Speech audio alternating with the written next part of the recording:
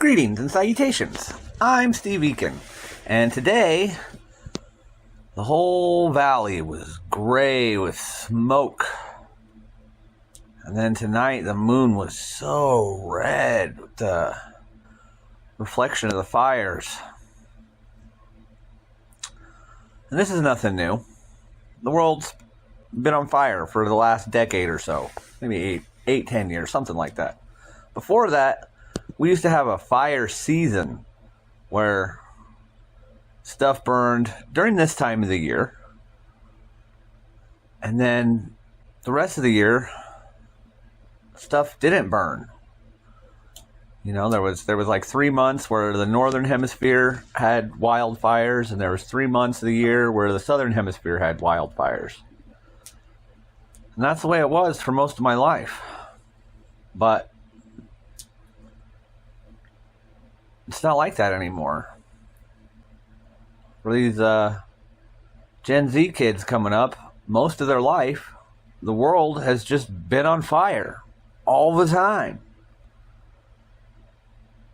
And it doesn't even make the news anymore. Nobody seems to notice. Nobody seems to care.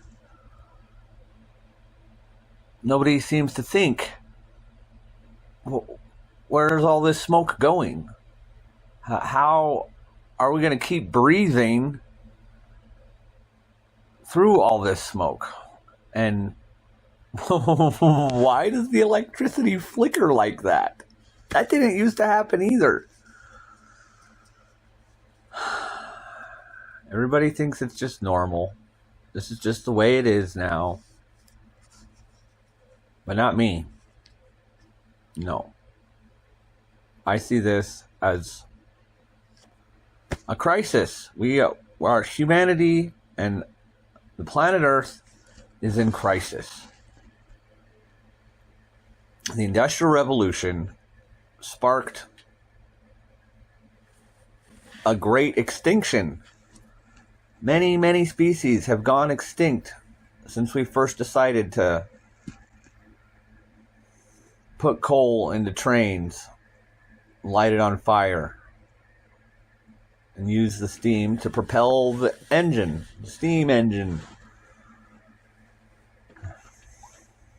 And then we use gasoline and all these fossil fuels.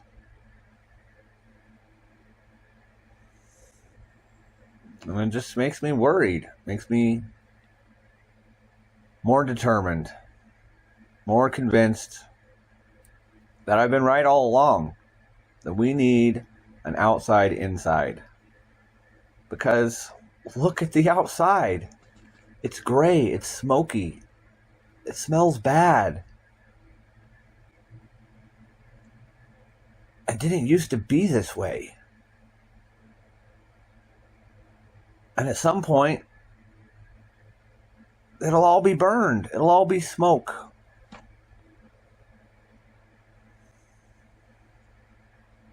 And it's not like some big conspiracy. It's just human nature, greed, the thirst for profit. You know, some people like to blame that on capitalism, but that's just the most recent incarnation of the same basic human nature. And we just haven't found a good way to deal with it. Of course, I believe that I have found a good way to deal with it. And I call it feudal democratic meritocracy. Feudal because I want to have sharecropping and knights. Democratic because when I die, I want there to be an election to see the 3 people to replace me, and that system to continue. But a special election where everybody gets 2 votes, and they can't be for the same person, because I expect most people will vote for themselves to be in charge, and then you get to vote for one other person. And Instead of electing the person with the most votes, we elect the 3 people with the 3 most votes. That's the democratic.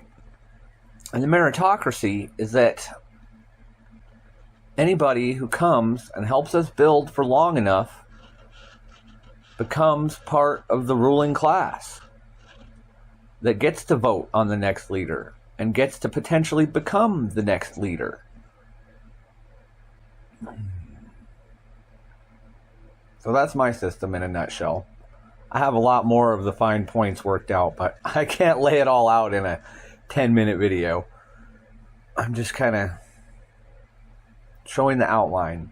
Last week I showed the long-term outline, and this week I'm showing the conceptualization of a government that is going to start as a nonprofit organization backed up by a trust fund. None of it exists yet, but I believe it is the last best hope for the survival of our species. And if you don't think that the world is in danger, go to Google and look up a map of wildfires.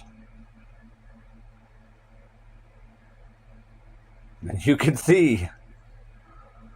And then, pull up a historical map from 20 years ago and compare the difference for yourself and realize that this is a serious crisis.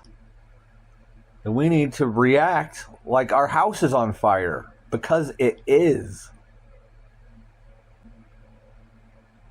And that's why I want you to go build. Or come help me build. Just do something about it. Because not enough people are doing something about it.